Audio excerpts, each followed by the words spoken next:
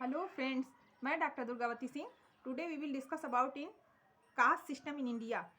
भारत में जात व्यवस्था भारत में किस तरह से विद्यमान है। आज से नहीं, बहुत पूर्व हमारे पुराने पीढ़ी के पूर्वज कितने ज़माने से चलती चली आ रही है।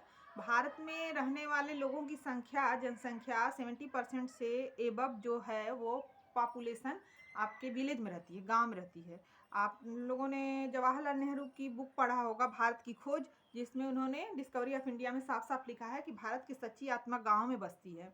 तो गांव में जो लोग रहते हैं मोस्टली वो कास्ट सिस्टम का फॉलो करते हैं और गांव में ही हो पाता है। शहर में और नगर, जहाँ नगरीकरण हो गया है, शहरीकरण हो गया है, ज़्यादातर लोग एक साथ उठते बैठते खाते पीते हैं, तो वो जो निषेध है, वर्जनाएं हैं, उनका पालन नहीं कर पाते हैं। और अच्छा भी है, सब लोग मिलजुल के रहते हैं, एक साथ उठते बैठते हैं, खाते पीते हैं। और जो पहले के रूल रेगुलेशन थे उन सब जंजीरों को और दकियन उसी अंधविश्वास, विचार और सोच उन सब से वो परे हो गए हैं और अच्छा है। इसलिए शहर में जो लोग हैं उनका डेवलपमेंट भी तेज़ी से हो रहा है। लेकिन फिलहाल हमको पढ़ना है यहाँ कास्ट सिस्टम इन इंडिया।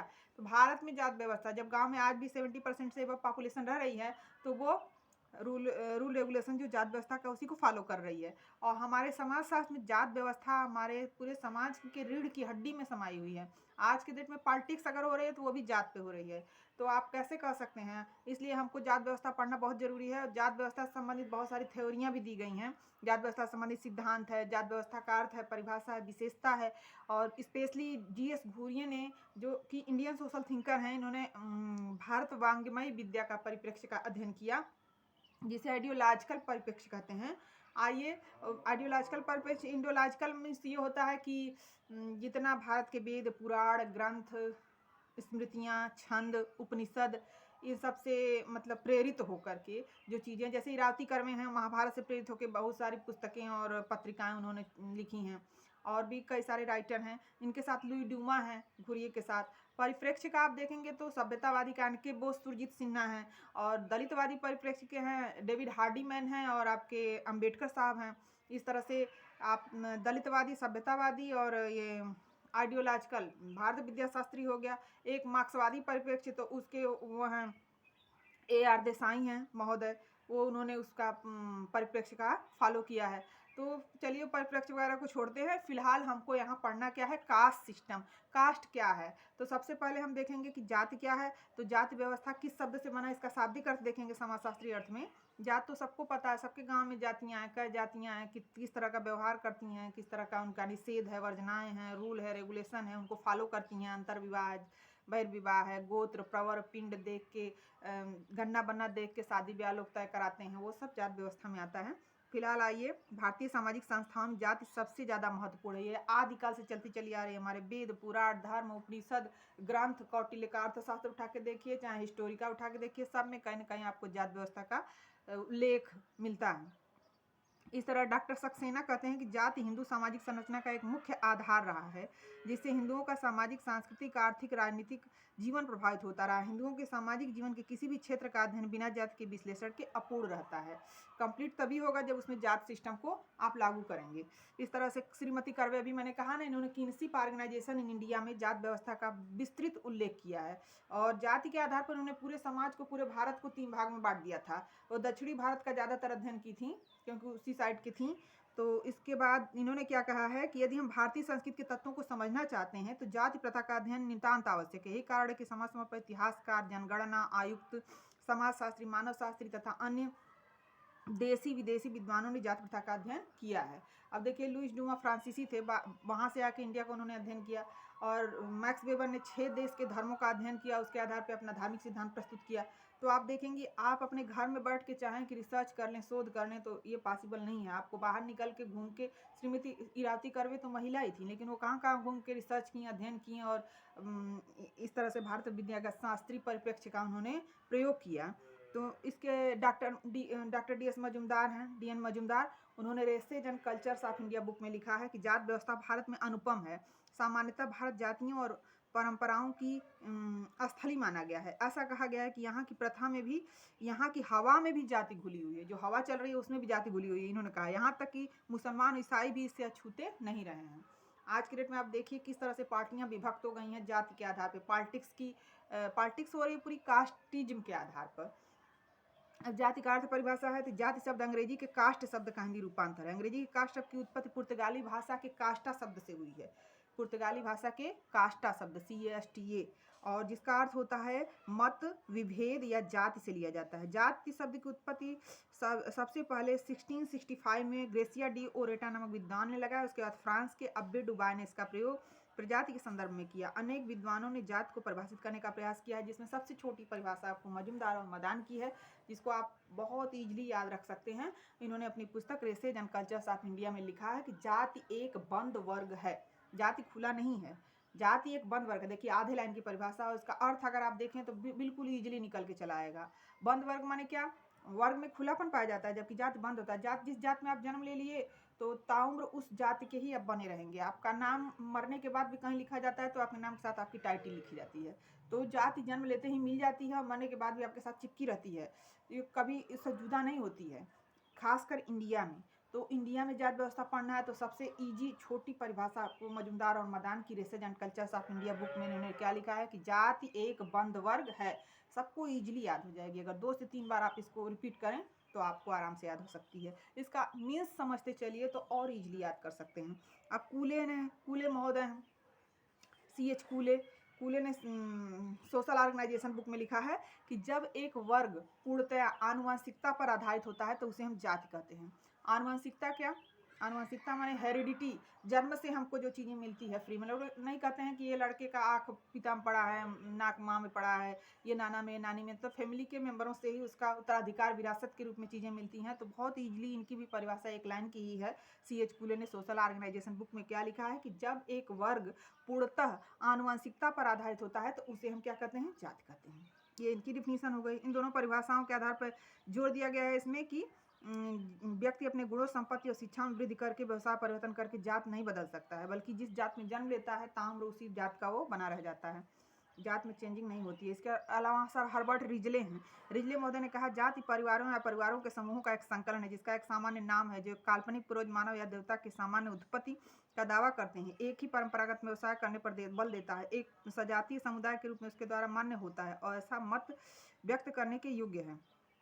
इसके अलावा जे छट्टन ने कास्ट इन इंडिया नामक बुक में लिखा है कि जाति एक ऐसी व्यवस्था है जिसके अंतर्गत एक समाज अनेक आत्म केंद्रित एवं एक दूसरे से पूर्णतः पृथक इकाइयों में विभाजित रहता है। इकाइयों के बीच पारस्परिक संबंध ऊंच नीच के आधार पर सांस्कारिक रूप से निर्धारित होते हैं। ये जे छट्टन की है। इसके बाद केतकर महोदय ने history of caste in India book में लिखा है कि जाति एक सामाजिक समूह है जिसकी 2 विशेषताएं हैं। सदस्यता केवल उन व्यक्तियों तक सीमित है जिन्होंने उसी जात में जन्म लिया, इस प्रकार से पैदा हुए व्यक्ति इसमें शामिल होते हैं, और सदस्यता को एक कठोर सामाजिक नियम और समूह के बाहर करने से रोक दिया जाता है। केतकर ने जाति की क्या बताए हैं? 2 क्लासिफिकेशन बताई। इसके अलावा ब्लंट महोदय ने कहा है कि जाति एक अंतर्विवाही समूह और अंतर्विवाही समूहों का संकलन है जिसका एक सामान्य नाम होता है, जिसकी सदस्यता आनुवांशिक होती है, जो पारस्परिक सहवास के क्षेत्र में अपने सदस्यों पर कुछ प्रतिबंध लगाता है। इसके सदस्य या तो एक सामान्य परंपरागत व्यवसाय को करते हैं अथवा किसी सामान्य आधार पर अपनी उत्पत्ति का दावा करते हैं और इस प्रकार एक समरूप समुदाय के रूप में मान्य होते हैं। ये तो हो गया इनका। इसके बाद इरावती कर्वे महोदय क्या कहती हैं कि जाति को मूलतः एक अंतर्विवाही समूह मानती हैं। वे कहती हैं कि जाति वस्तुतः एक विस्तृत नातेदारी समूह है। विस्तृत नातेदारी पे इन्होंने ज़्यादा फोकस किया। इनका पूरा का पूरा अप्रोच और जितनी थ्योरी कॉन्सेप्ट था बुक थी वो सब नातेदारी पे ही ज़्यादा हाईलाइट किया गया था, फोकस किया गया था इनके द्वारा। तो इन्होंने क्या कहा है? जाति व्यवस्था की परिभाषा बहुत ही ईजी है, एक लाइन से भी कम है। जाति वस्तुतः एक विस्तृत नातेदारी समूह है। किसकी है? इरावती कर्वे की। इन परिभाषाओं को आप समझते भी चलेंगे और 2 से 4 बार अगर रिपीट करेंगे तो आपको इजीली याद होती चली जाएगी। तो ये हो गई जाति की अर्थ और परिभाषा। जाति एक ऐसा सामाजिक समूह है जिसकी सदस्यता जन्म पर आधारित होती है और जो अपने सदस्यों पर खान पान, विवाह, पेशा और सामाजिक सहवास संबंधी अनेक प्रतिबंध लागू करता है। जाति प्रथा की विशेषताएं बहुत सारी हैं जिसमें अलग अलग राइटरों ने अलग अलग रूप में दिया है। सबसे पहले NK दत्ता ने जाति की निम्नलिखित संरचनात्मक और सांस्कृतिक विशेषताओं का उल्लेख किया है। उन्होंने कहा है कि एक जात के सदस्य जात से बाहर विवाह नहीं कर सकते हैं, अंतर्विवाह का रूल होता है और प्रत्येक जात में दूसरी जातियों के साथ खान पान के संबंध में प्रतिबंध होते हैं। अधिकांश जातियों के पेशे निश्चित होते हैं। जातियों में ऊंच नीच का एक संस्तरण होता है, हायरार्की, ऊंच नीच क्रम में विभाजन, और जिसमें ब्राह्मणों की स्थिति सामान्य रूप से शिखर पर थी। शुरू से वही सब वेद पुराण लिखे ब्राह्मण अपने को ऊंचा कर दिए। और उसके बाद व्यक्ति की जाति जन्म के आधार पर ही जीवन भर के लिए निश्चित होती है। केवल जात के नियमों को तोड़ने पर उसे जात से बहिष्कृत किया जा सकता है, अन्यथा एक जात से दूसरी जात की सदस्यता ग्रहण करना संभव नहीं है। संपूर्ण जाति व्यवस्था ब्राह्मणों की प्रतिष्ठा पर आधारित थी। पहले ब्राह्मणवाद सिद्धांत लागू किया उन्होंने। एम.एन. श्रीनिवास जो इंडियन सोशल थिंकर हैं, आप लोग नाम सुने होंगे, रामपुरा गांव का उन्होंने अध्ययन किया था। उन्होंने सबसे पहले ब्राह्मणवाद कॉन्सेप्ट दिया, उसी को चेंज करके बाद में सांस्कृतिकरण नाम दे दिया। इसके अलावा डॉक्टर घुरिया ने जात की निम्नलिखित 6 विशेषताओं का उल्लेख किया है अपनी book caste, class and occupation में। इनकी 6 विशेषताओं को अक्सर करके कॉम्पिटिटिव परीक्षाओं में पीजीटी हायर वगैरह में पूछी जाती है। जीडीसी, जीआईसी का एग्जाम तो होने वाला है। जो लोग अपना भरे होंगे तैयारी करें और जम के परीक्षा दें, क्योंकि सीटें तो कम निकलती हैं और कंपटीशन इसमें बहुत तगड़ा होता है, तो हाई मेरिट जाती है। जम के पढ़ेंगे, एक एक शब्द, एक एक वर्ड ध्यान देना पड़ रहा है, कहाँ से क्या पूछ दे कोई भरोसा नहीं है। तो जो मेन चीज़ें हैं वो थ्योरी और कॉन्सेप्ट तो आपका क्लियर होना ही चाहिए। और वो कैसे हो सकता है, जैसे गाने कैसे आपको याद हो जाते हैं, जितना अधिक कॉन्संट्रेट करके उसको सुनते हैं, बार बार सुनते हैं, कहीं जाते हैं तो उसी तरह इसको भी सुनते रहिए। कहीं बस में भी जा रहे हैं तो आप लीड लगा के सुन सकते हैं और बार बार स्किप करके रिवाइज कर सकते हैं चीज़ों को। अब तो ऐसा है नहीं कि आपको लिख के ही याद करना है, बहुत सारी चीज़ें आप वीडियो है मोबाइल में चला के उसको देख के सकते हैं। खाना बनाते हुए गृहिणियाँ चाहें तो उसको देख सकते हैं। कितनी गृहिणियाँ केवाईसी और किसान जीत जाते हैं, ऐसे थोड़ी जीत जाते हैं, वो भी मेहनत करते हैं, इस तरह रगड़ते रहते हैं। अब ऑनलाइन, अब तो डिजिटलीकरण का ज़माना हो गया है। किसानों, स्टूडेंट सबको सरकार दे रही है, स्मार्टफोन दे रही है, लैपटॉप दे रही है, टैबलेट दे रही है, तो उसका आप लोग यूज कीजिए, ना कि मिस यूज कीजिए। तो आइए, डॉक्टर जी.एस. घुरिया ने अपनी पुस्तक caste, class and occupation book में कुल 6 विशेषताएं बताई हैं जाति प्रथा की। सबसे पहला क्या है, समाज का खंडात्मक विभाजन, संस्तरण जिसको कहते हैं, खंडात्मक।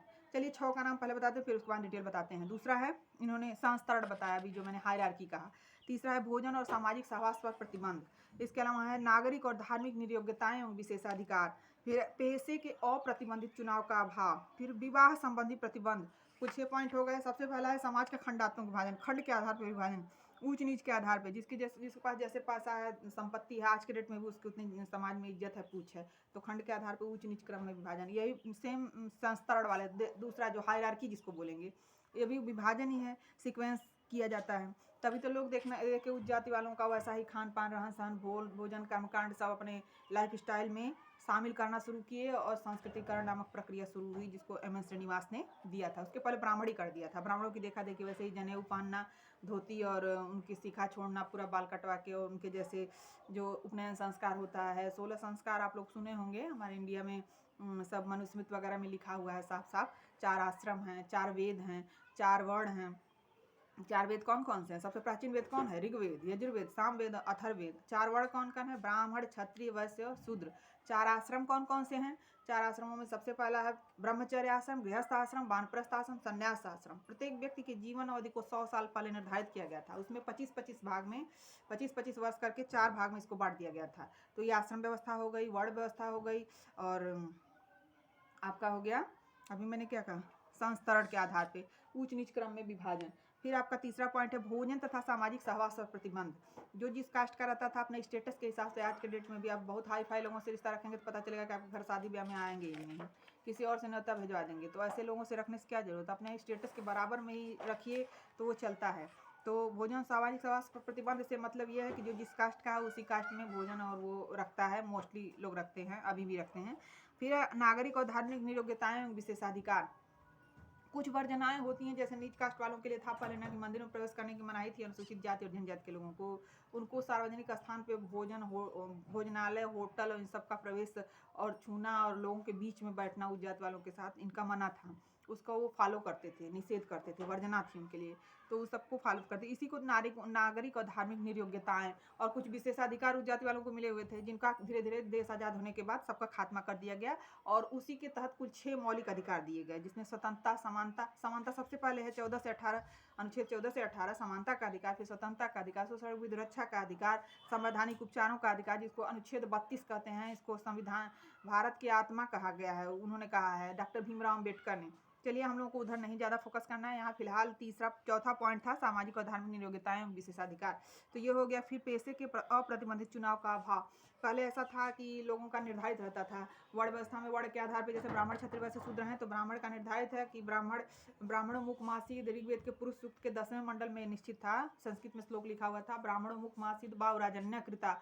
जंघा से मतलब ब्रह्मा के मुख से ब्राह्मण की उत्पत्ति हुई, भुजाओं से क्षत्रिय, जंघा से वैश्य और पैर से शुद्ध की उत्पत्ति मानी जाती थी। जिस अंग से उत्पत्ति मानी जाती थी वैसे वैसे ही उनके कार्य, रंग और व्यवसाय सब कुछ निर्धारित कर दिए गए थे।